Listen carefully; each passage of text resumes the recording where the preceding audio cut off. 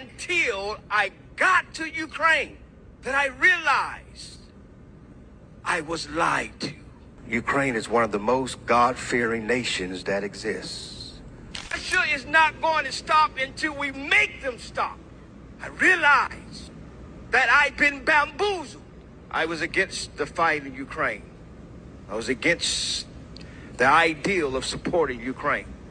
I believe, like many Republicans, that the battle of Ukraine was about supporting Joe Biden and Kamala Harris, and I just believe that.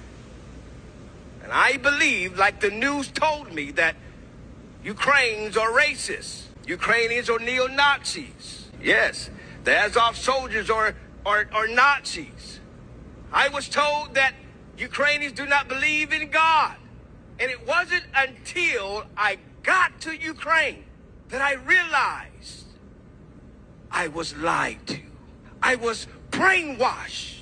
You, my brothers and sisters, are under attack by an evil regime called Russia, by evil men called Vladimir Putin. It's not just happening to you, it's happening to us.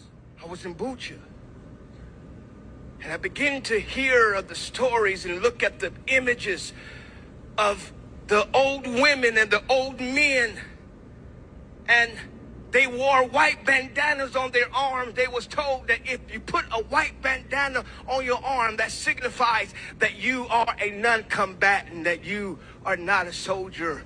And what did the evil Russian aggression soldiers do?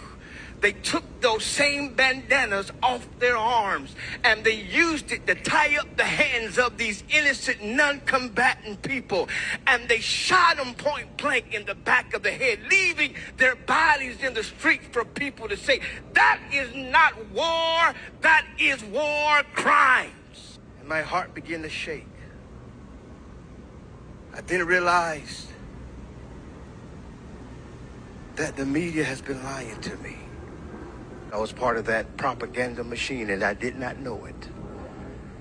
For 3 years, I was part of the machine that's telling everybody we should not support President Zelensky. We should not support Ukraine. We don't need to send money to Ukraine. We shouldn't.